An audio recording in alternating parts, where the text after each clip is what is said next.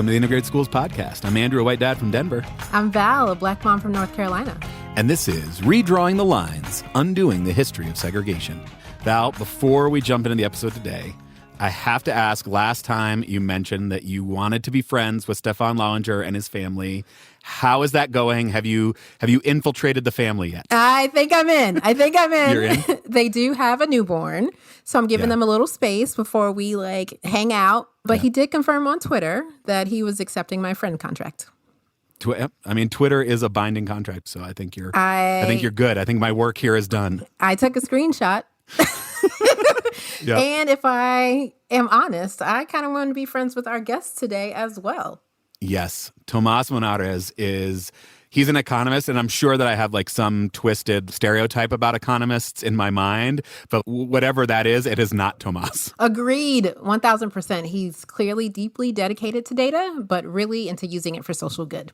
Yeah. There's this heart and humanity that comes through in his work in this field that is, ostensibly kind of neutral and focused on the invisible hand of the market, but he really kind of turns that on its head. And I love that he has taken that passion and turned it toward this question of school segregation. And what I really love is that this episode gives the impression that this podcast is far better planned than it actually is. So last episode, Stefan Lallinger mentioned this chart that he loves to show from Urban Institute, and it's Tomas's work. And here we are, the very next episode with Tomas Monarez. I wish I could say that was planned, but we could pretend and take all the credit. Yeah.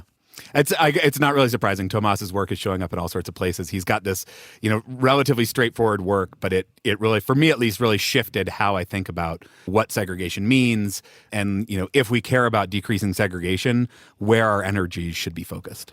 But let's not give too much away. We should listen to this conversation. And may I say, I think you should add something to your intro. I'm Andrew, the co-hostess with the mostest. I just need people to know I enjoy talking to you. All right, that's fair. Let's hear the conversation.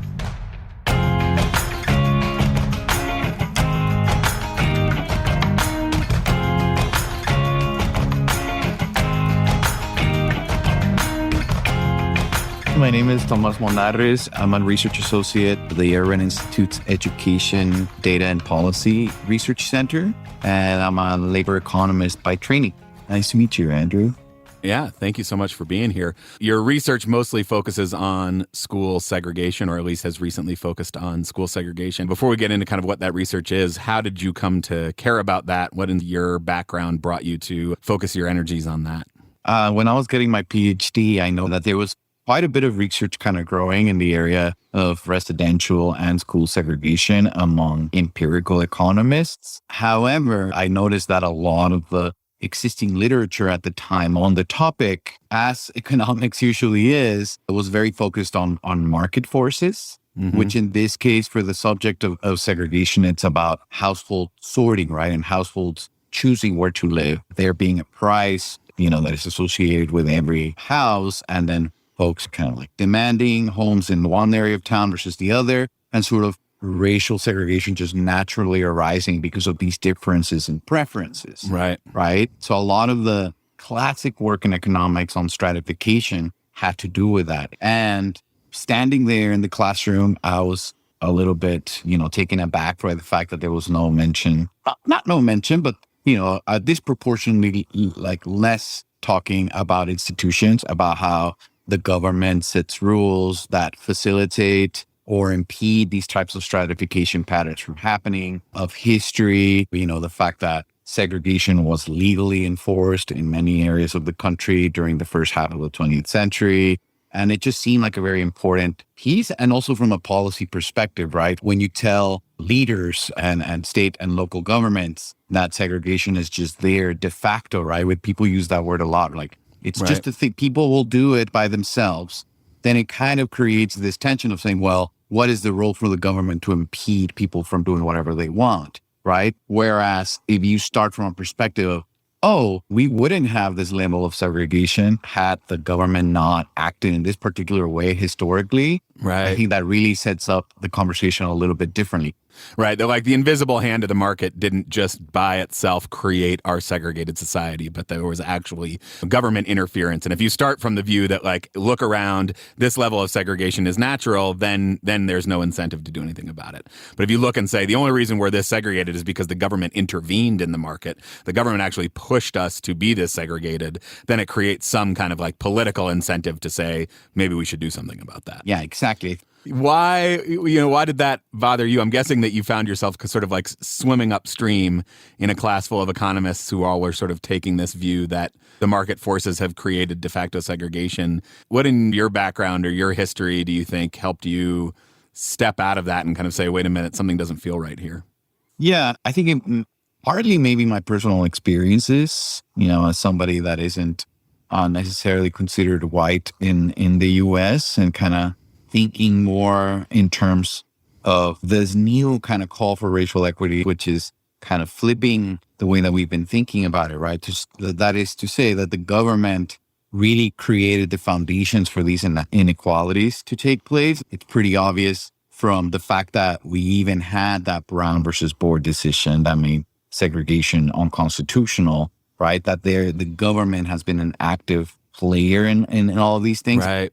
I think at least in that literature that I was studying during grad school, it just seemed like there was this overrepresentation of individual choice to try to explain these patterns to anyone that was kind of looking at these patterns. When you look at that picture of Detroit and Grosse Pointe Park, right, and you just see everybody on one side is white and everybody on the other side is black. And you really ask yourself, is this because of a natural equilibrium of sorting and willingness to pay for housing and amenities?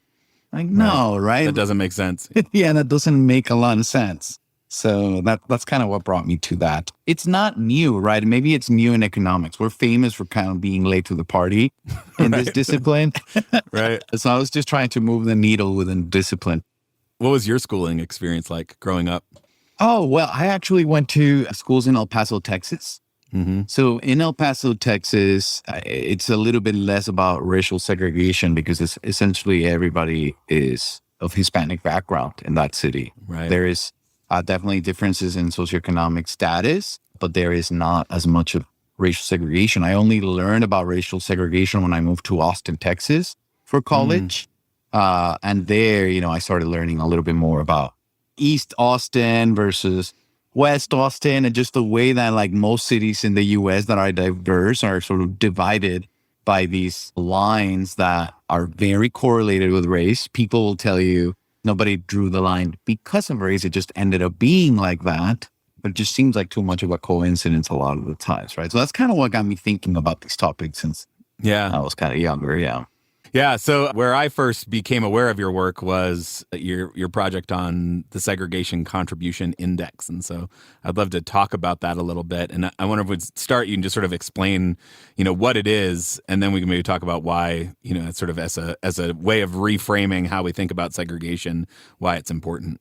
Yeah. So the reason we started working on that project, we noticed when we read education journalism on the topic of school segregation, that there was a bit of a ambiguity in the way that folks were talking about segregation, in the sense that a lot of folks talked about a segregated school, right? And if you read between the lines there, most of the time, essentially all they meant is this is a school with essentially only Black students or only Hispanic students. Right. Right. But then that was confusing to us because to our understanding, segregation is not something that is happening to any one school or any one neighborhood.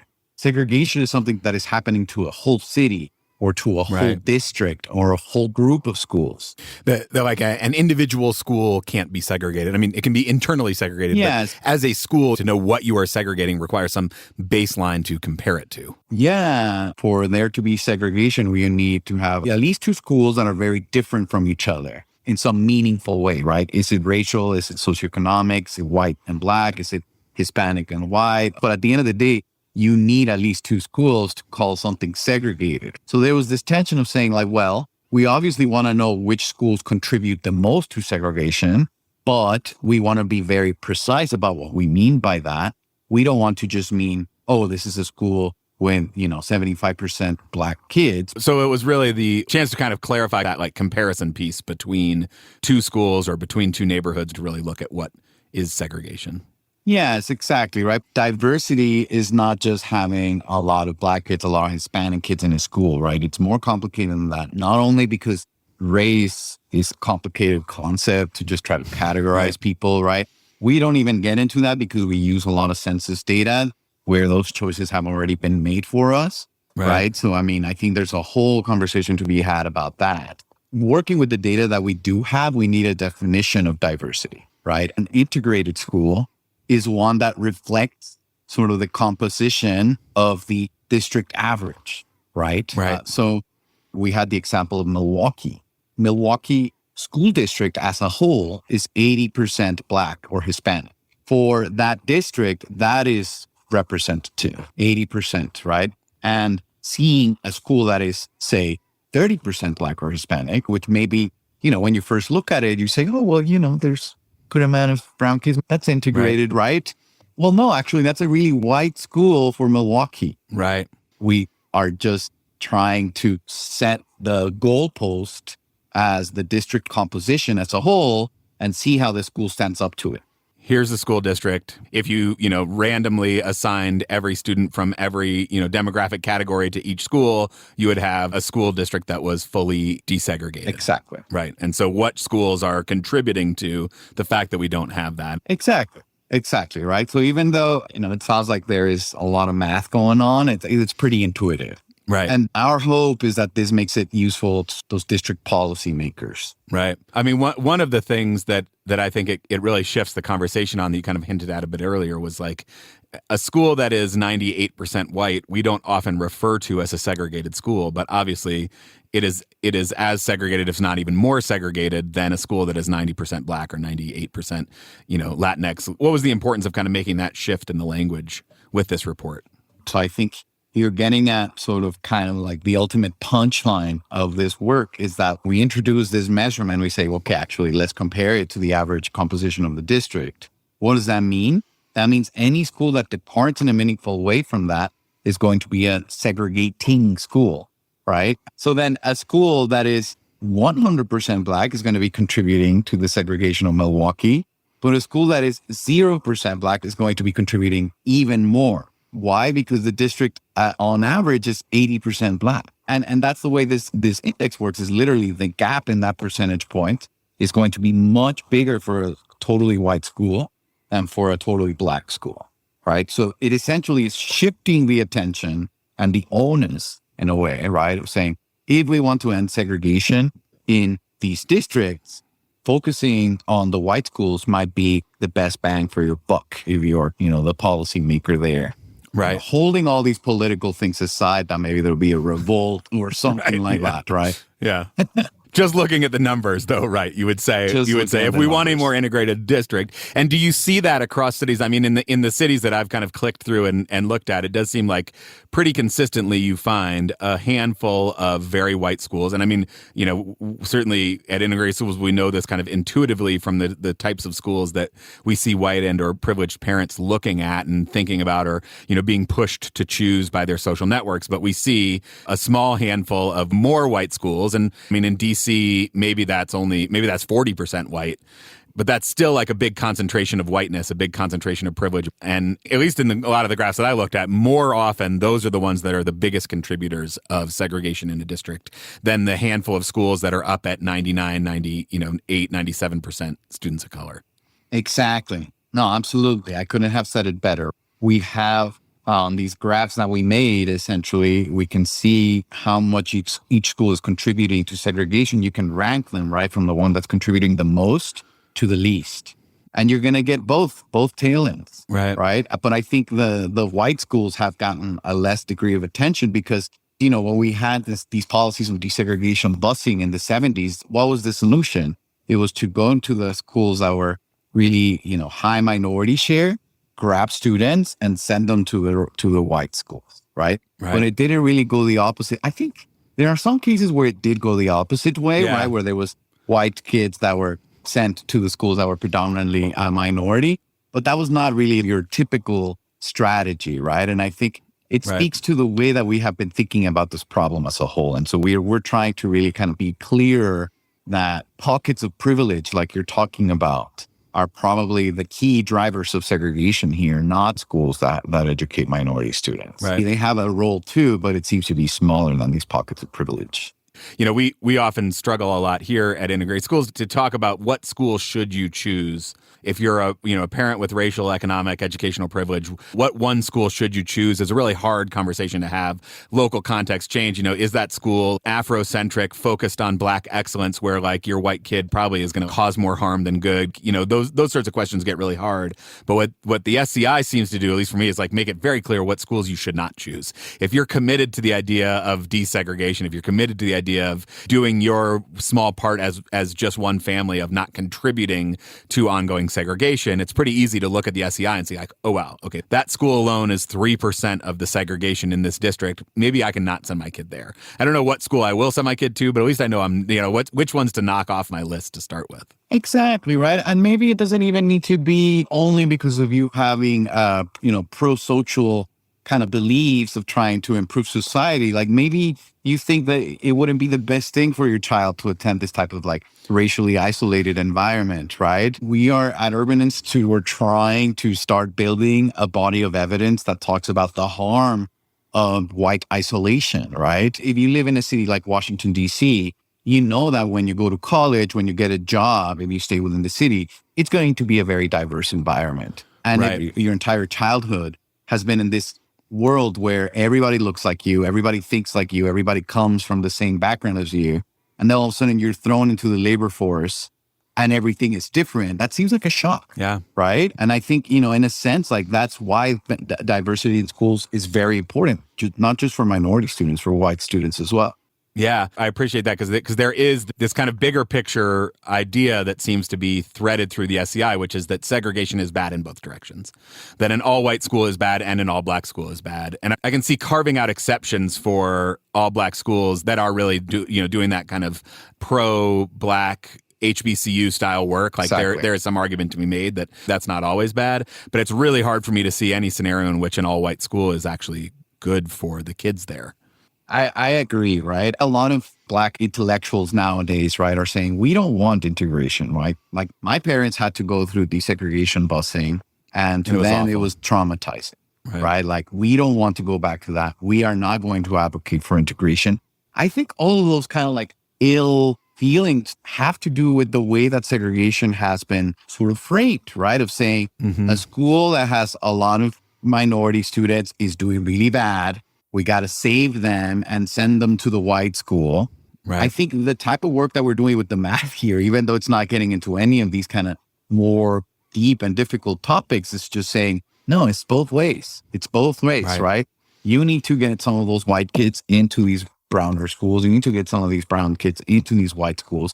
That's how we create a more equitable society. It can't just be one way, right? We tried it when it goes one way, and there are people that had really bad experiences with it.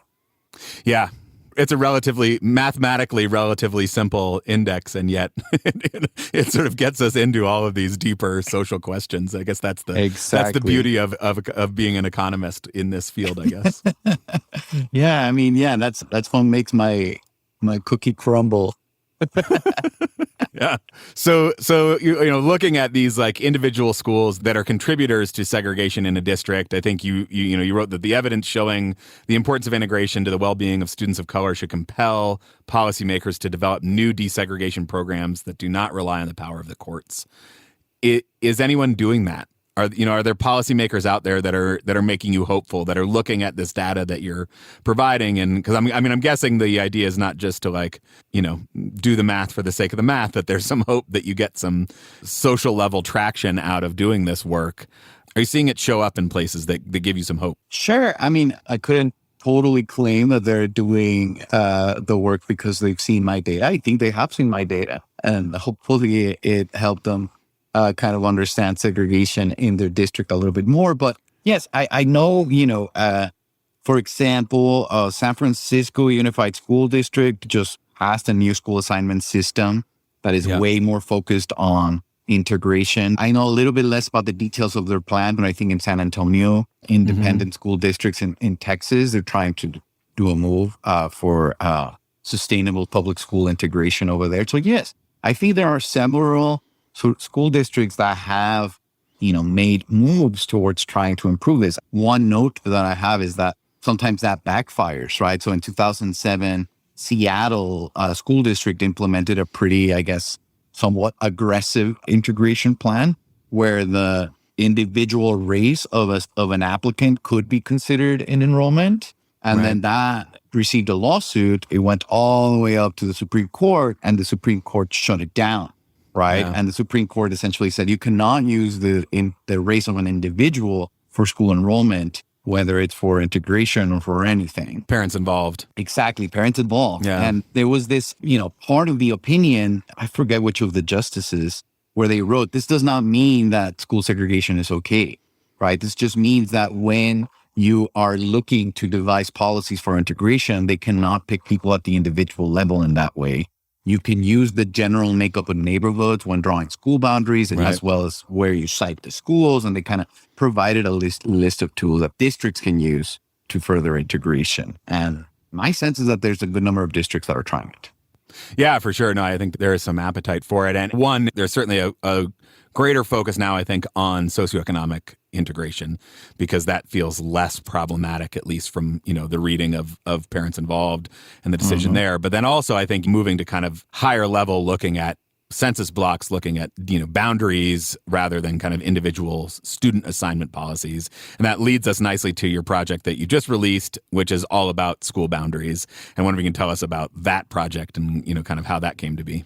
Yeah, thank you. So this latest report that we just published is trying to focus a little bit more on the policy solutions. So for the SCI, what were we doing? We're looking at the entire school district and really kind of giving a number to each school to say, how segregating is this school, right? Right. But we don't really ask why. We just want to provide the data and have it out there for users to be able to sort of reference to it.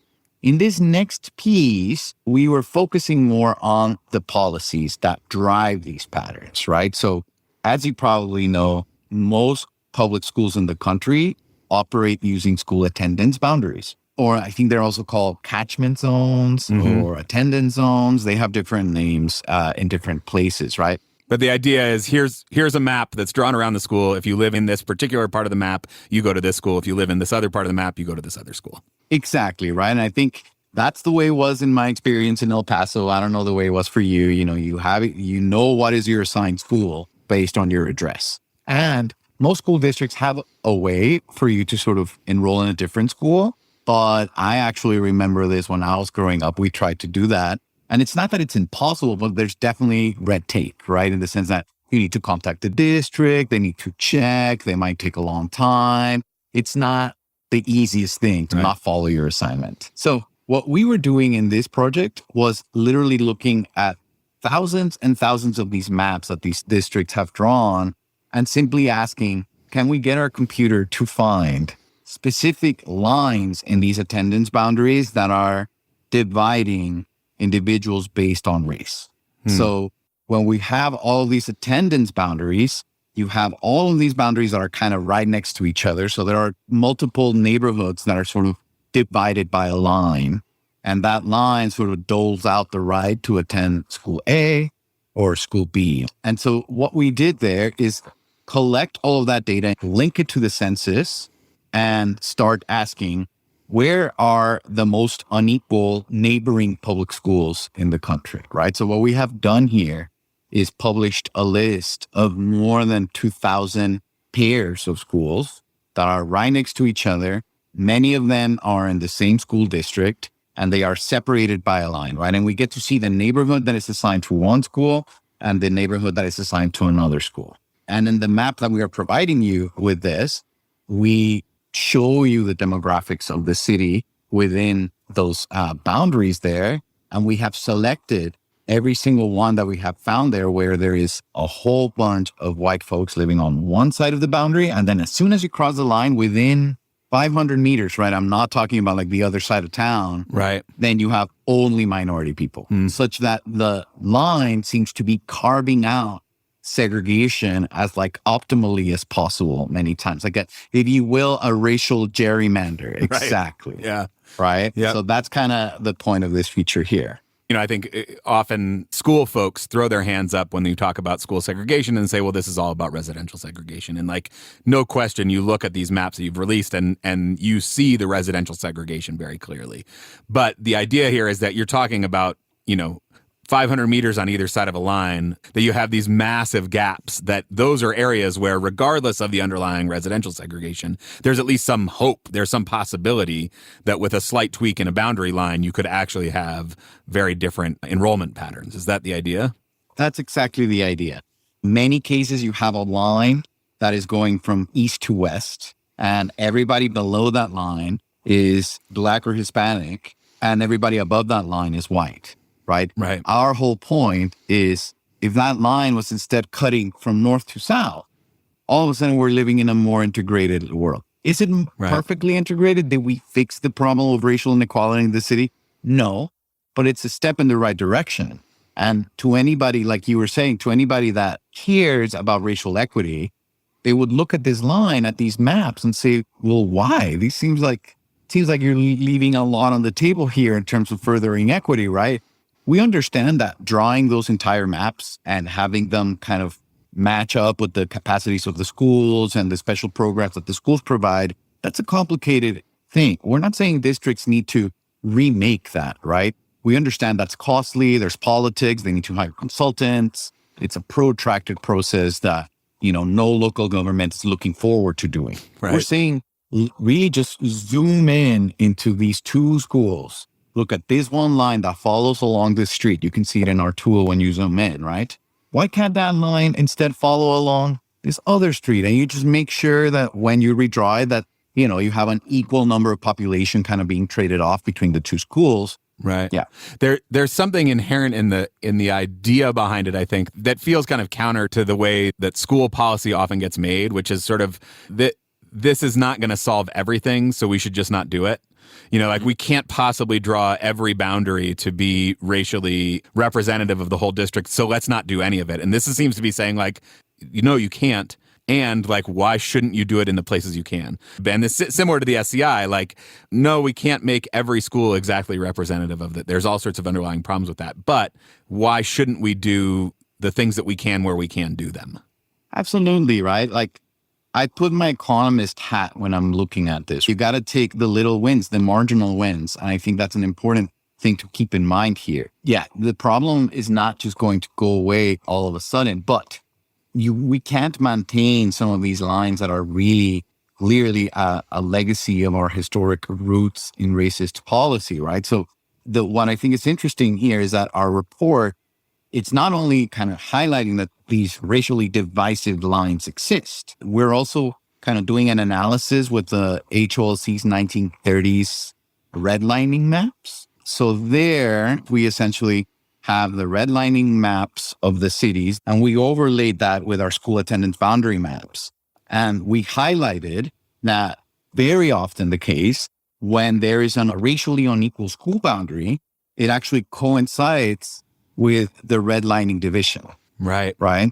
Yeah. I mean, I found this part fascinating, that the Homeowners Loan Corporation that, created in the New Deal, that kind of drew these maps around the city that led to so much of the residential segregation that we see, where the term redlining comes from, that these lines that they drew were matching up with current school boundary lines. This is way back in the 1930s, right? So we're not saying that there was some ill-intended school district policymaker that drew this line to make it as racially segregated as possible. It is clear that these divisions are, to the districts, natural. They have always been there, right? They were there before they even got there, right? And trying to change it, maybe it seems like trying to change history, but if we're going to change the legacy of racist policy in the US, that's exactly what it's going to take, right? So I think that's an additional way that I would motivate these small gains, right? So maybe for this one line, if you improve it, you won't completely get rid of the problem of segregation in your district, but at least you will get rid of the legacy of these redlining maps and the racist era of our government in this country, right? I think that's important to erase. That part speaks to that idea that this is not de facto. This is not just the way people naturally segregate themselves, that this is not, some kind of part of human nature, but really this is about government intervention. And if we have this really narrow time horizon where I got elected to the school board last year, these boundaries looked like this last year, they're probably going to look like this in 4 years. We just keep perpetuating this year after year after year without the recognition that the only reason these boundaries are so segregated, the only reason that you look at this boundary and see 500 meters on one side is all black and brown kids and 500 meters on the other side is all white kids is not because that's naturally the state of affairs, but it's because the government actually intervened back, way back when in the 30s and the 40s and the 50s in kind of creating those boundaries in the first place. That's exactly the type of argument that we're trying to make in the paper, right? The evidence that we have at the end of the day is just that these maps match up too well for it to be a coincidence. Yeah, I think the other thing I found really fascinating was that, you didn't just stop at the demographics of the schools. In looking at these kind of correlations, there's also the test scores, there's, how many counselors they have, the teacher experience, the presence of security guards, all of these things are correlated with this. And I mean, it's not surprising, I guess, that those things go together. I mean, one of the big problems with segregation is that resources tend to follow white kids, is that the way we invest in schools is different based on, the race of those kids. And so to see that, all of the schools on one side of a line have security guards and all the schools on the other side of the line have college counselors is not shocking, but it should shock us, right? It should be exactly. It's only not shocking because it feels like that's just the natural state of affairs, but it's not. Exactly. That's why I thought it was very important to really contextualize the way that these schools are different, right? I mean, my guess is that if we were able to also look at data on the state of the building, right, of whether there is good air conditioning or heating. Computer labs. How many books are in the library? Absolutely, right? These types of things that we know they're out of the hands of any family or student, right? But when we were doing this analysis, we wanted to paint the picture that it's clear that these schools aren't just different because the students are different in terms of race, right? We found that the teachers had different levels of experience. The teachers have different likelihoods of being absent, right? We saw that there was different number of seats available to sort of AP programs, international baccalaureate programs, and gifted and talented programs. We saw the presence of the security guards, just trying to sort of paint a picture that the instructional experience on one side of the boundary seems to be quite different from the other side of the boundary, right? I think just really paints a picture that there's clearly an element of, the school districts kind of having different levels of resources for these two different schools. The opportunities that they're providing to the kids in the building in the first place. Absolutely. And again, we're talking about schools that share a boundary, that are right next to each other. We're not talking about schools that are, even on opposite sides of the city, one school in East Austin, one school in West Austin. We're talking about schools that are actually literally, there is a line down the middle where, kids on one side go to one school and kids on the other go to the other. Exactly. You can frequently walk, about 15 minutes between the two schools, right? And for them to be so vastly different, it really speaks to how inequality in our public schools is really kind of happening in a micro geographic level, if you will. Right. Yeah. Can you speak a little bit about the kind of the scale of the problem? You looked at something like 47,000 school boundaries. How often is this kind of extreme segregation showing up? Yeah, I'm glad that you're qualifying it that way, right? So we really identified extreme instances of inequality between neighboring schools, right? The way that we defined extreme inequality is that the fraction of students had to be at least 25 percentage points different on one side versus the other, right? So if on one side you had 25%, on the other side you had to have 50% or more to make it to our list, right?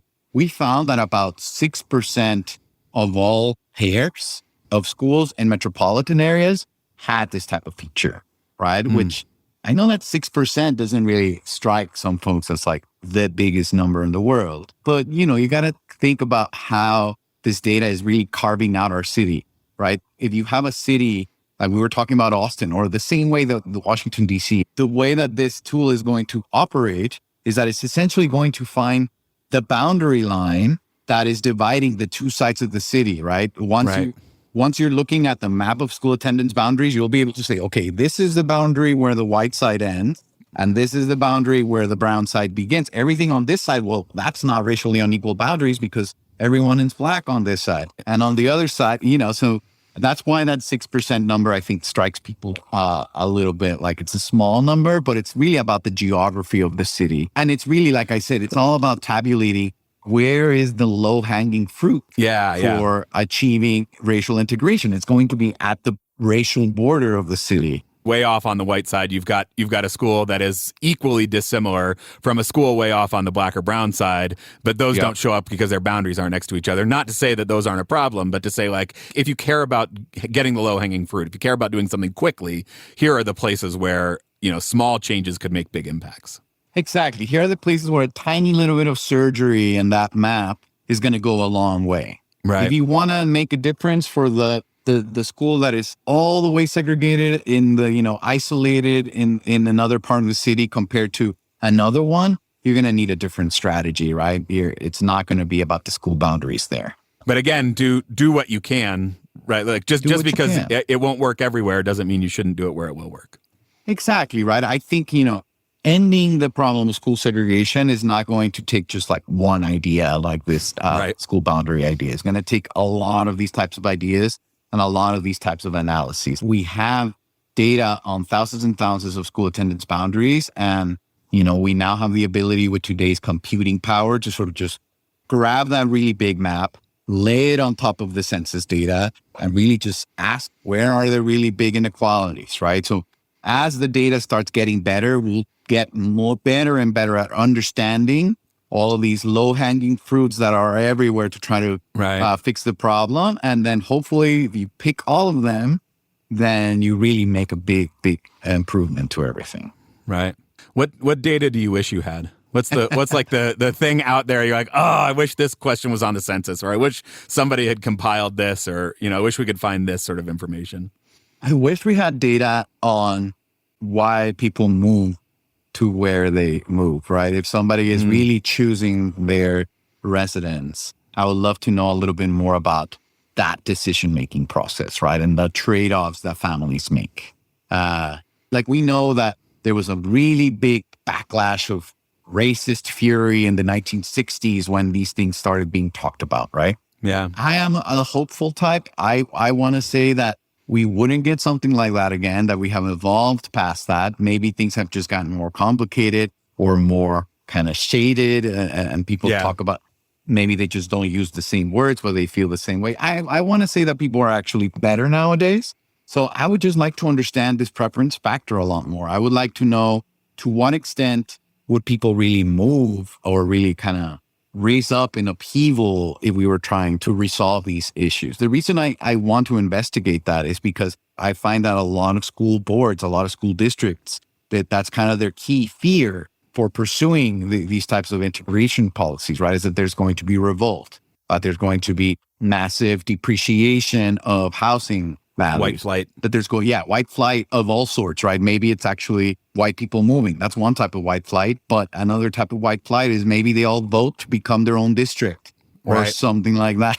Yep. Right. So data on the decision-making process of families and to really understand those preferences, those sort of, unintended consequences of these policies, I think is the next step in our study of this. Yeah, I would love to see what you come up with, because it feels really complicated, because, there's the sneaky ways that white supremacy works its way into all of these things about, how we talk about school quality is about the ways that we rate schools.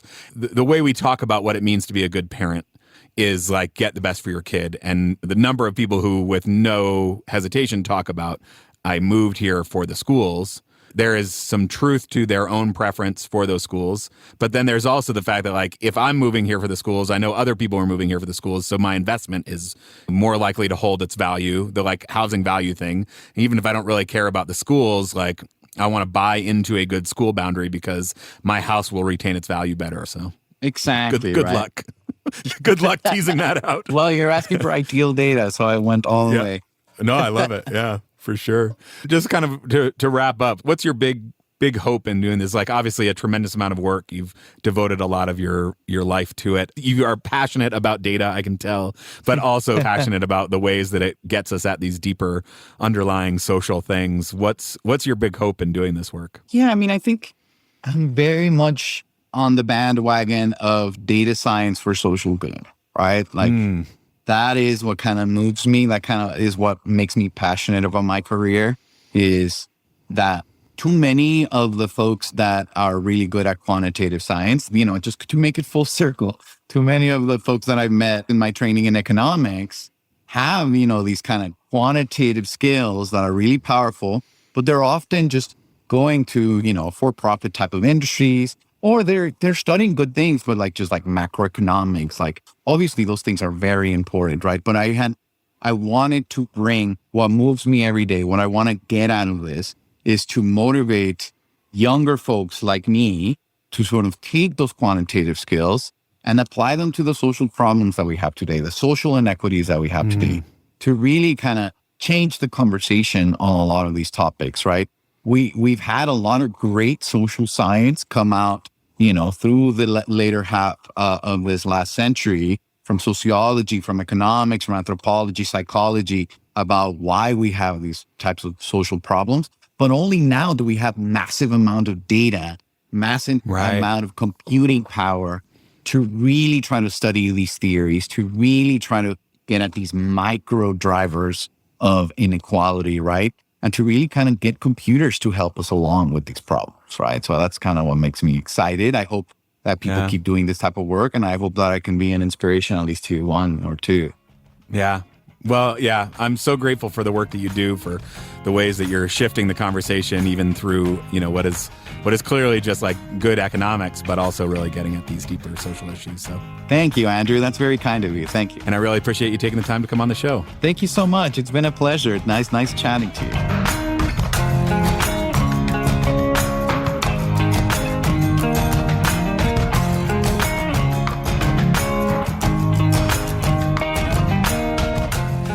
So, Val, what did you think?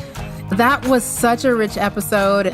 He starts right off from the beginning talking about how there's an overrepresentation of individual choice when it comes to these segregated spaces, and not naming enough the history involved in the government influence in segregating these spaces from the very beginning, with racial covenants and neighborhoods, et cetera.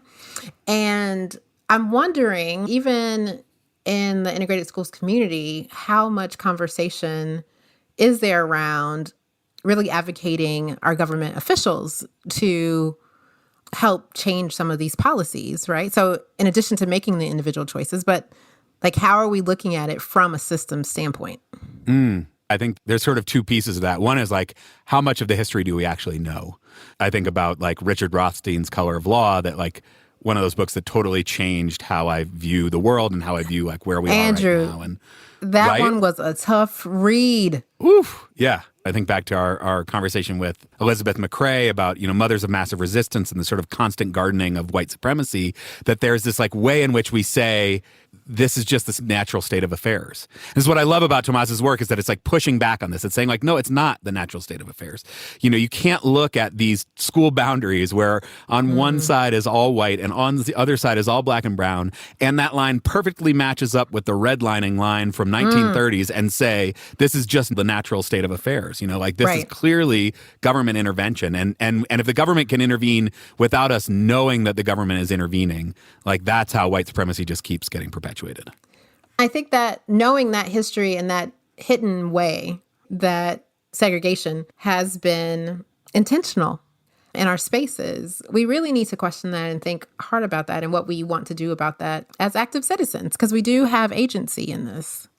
And maybe, again, this is sort of what Tomas's data leads us to, is you can understand the history. You can say, I don't want that to continue, but like we actually have to take active steps to undo it. This idea that no school board member was like, ooh, let's draw this racially segregating line. They look at the line, they're like, oh, it's always been that way. Let's just keep it that way. Then unless we're taking the active role, which I think is sort of what you're saying here, is like we as citizens have to take an active role in undoing this stuff, not just not perpetuating it. Absolutely, because anti-racism is an action. There's things that we have to do. Yes. right? So a couple of things stopped me in my tracks when listening. The one point when Tomas said, you get more bang for your buck when desegregating white schools. You want to talk to me a little bit about that and how that landed for you? Yeah, I mean, this is the thing that really felt like a shift for me when I came across his work and why I was so excited he agreed to come on the show. Because so often we think of segregation as meaning concentrations of Black and brown kids. Yep. And we don't think of segregation as meaning white kids. And so I found the SCI report, and there's a link in the show notes. You can go and put in your own city and click through and see. And so I went to Denver, and the school where my oldest was for first grade, the nice fancy white school down the block where we sent her before we moved her back to the school that I went to, that school alone is something like 2.5% of the segregation for the whole district of 220 schools. And I felt like there was something about that school that didn't sit right with me, but everything that you would look up about that school says this is a great school, right? It is, in theory, everything that you would want a school to be. And yet here it is resulting in so much segregation. And I think that's you can look at the handful of schools that are 99% kids of color, those are not what's driving segregation in a district like Denver Public Schools. Can I tell you something that's probably not surprising? Yes. My kid's school is 2.4%. Really? Yeah.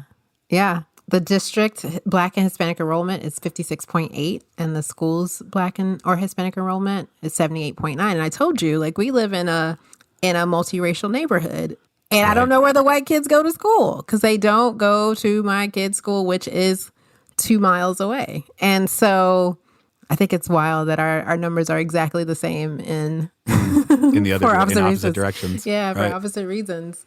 So to the point of desegregating white schools will get more bang for our buck. Yes. I read that Martin Luther King told Harry Belafonte, he confided in him, quote, "I fear I am integrating my people into a burning house."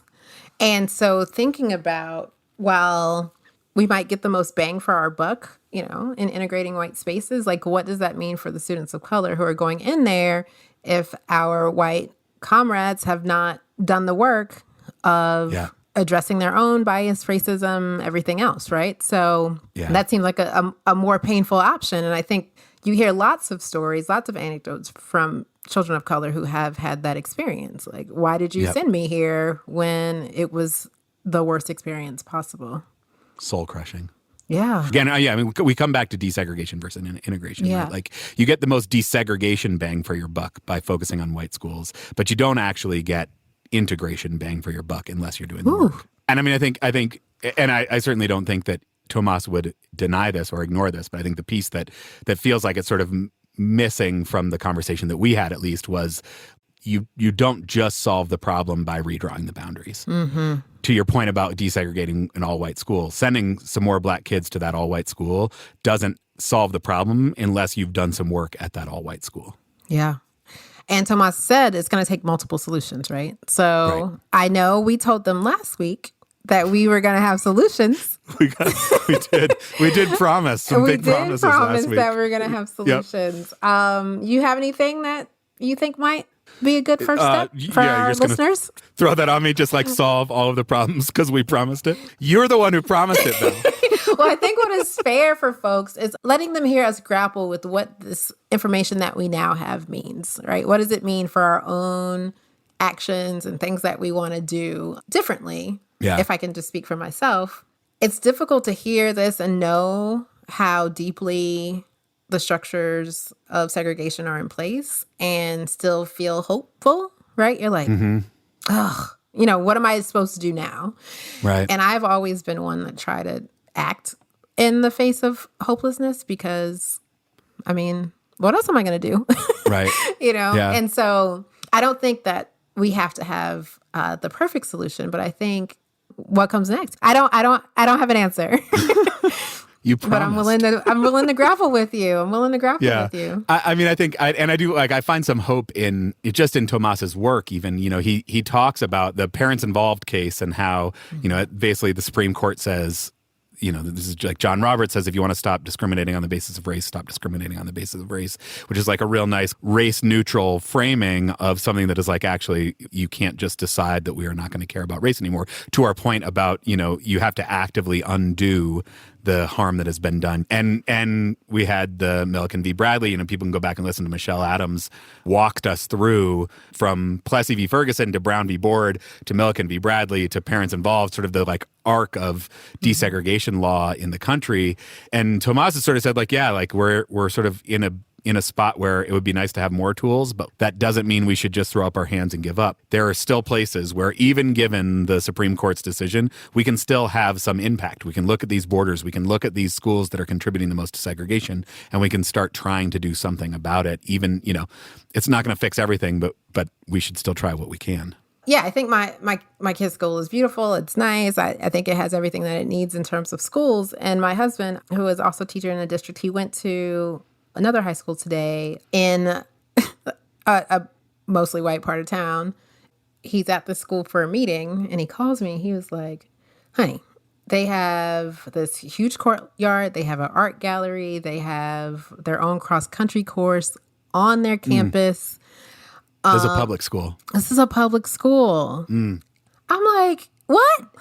Like, how is it still so different, the experience, right? And so that it's annoying because I think it's just a reminder that unfortunately, and I can't say if this is all white or affluent. I'm going to ask you to speak for all white people here. But like, is it just the desire to have the very best of everything for your child?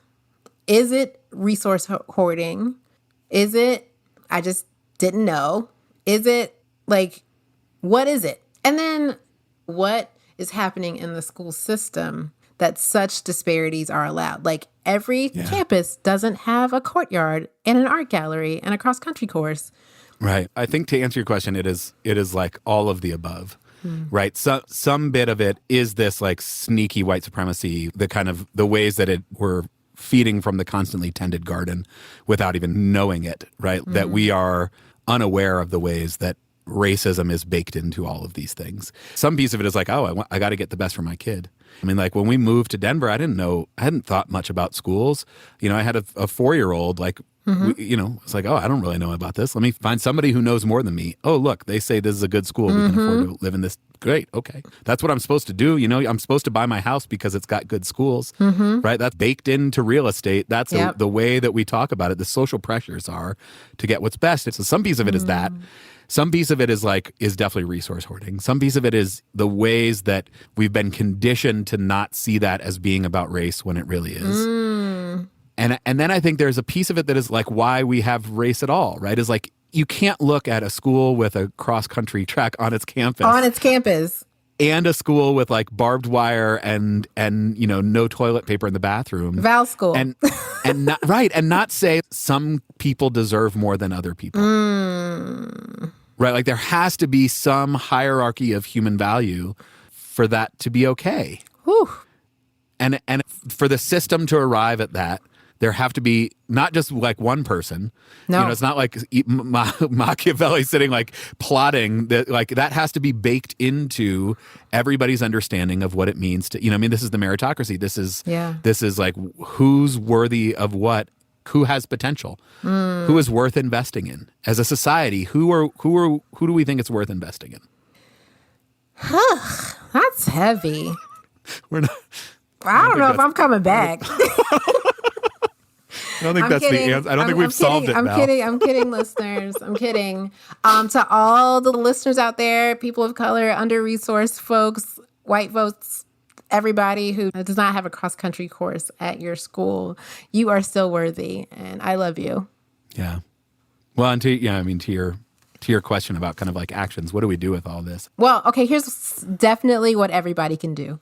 Everybody can go to the Segregation Index and just find out the information because information is power and they may not know kind of where their school sits in that. And that might be horrifying for some folks and they'll be wanting to make some changes. So here's what I want to ask you, Val. So we talked about the ways in which we are led to believe the myth of de facto segregation. Like there is not segregation doesn't just happen. It is created by the government. But like without the government interference in that, what amount of segregation is natural? Like there is something to the like I want to be around people who I feel comfortable with. How much of that is natural? Well, I think segregation is as natural as the white racial terror that Black people had to face when they moved into predominantly white neighborhoods. Because here's the thing. If we looked at tree equity, it would take 500 million trees to have equitable trees in neighborhoods, right? In this country, 500 million. I want to live in a place with trees. I'm going to try to find a place with trees. But if I am a Black person moving into that neighborhood and I'm not welcome there, the trees aren't going to make you stay, right? I got to get out. If I was forced to pick an all-white space for my kids to learn or an identity affirming space where they might not get like all the AP classes or the cross-country course, I'm picking the identity affirming one because I can supplement the rest, right? So many of these choices, I think I can say Black people, when are choosing spaces like HBCUs and Black neighborhoods, it's really about making sure you have the fuel to go out and do the rest of the world, right? Right. If you're not comfortable at home, if you're not comfortable at school, it's just going to be harder to go out there and live. Right. It's just going to be harder. And so I think we have to be clear that one of the reasons we don't have more integrated spaces is because when we tried to integrate, Black and brown people tried to integrate, we were met with violence and death. Right. It was an enforced segregation, violently enforced segregation, policy enforced segregation. And we're trying to live just like everybody else. Yeah.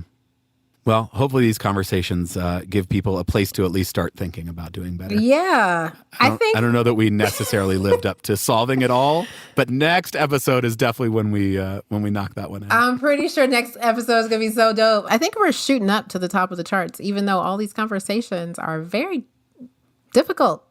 Yeah. I mean, I continue to just be so grateful that there is an audience out there, that people are willing to come along and listen and engage and think about these things. Same. Yeah. That means a lot. It's not easy, but yeah, the feedback that we have gotten, certainly since you have joined, Val, we've gotten so much positive feedback and so many people who feel moved and wanting to participate, and even so many people who want to join our Patreon. Yeah. So I'm just going to slide right into the plug here. We had a great Patreon happy hour a couple days ago. It was great. Which was a great conversation. Val joined us. So if you want to join us for some of that, hit up patreon.com/integrated schools. Support this work and also get a chance to connect with us and with other listeners as well. We'd be really grateful for your support. Let us know what you think. hello@integratedschools.org. Hit us up on social media @integratedschools. And as always, Val, I am grateful to be in this with you as I try to know better and do better. See you next time.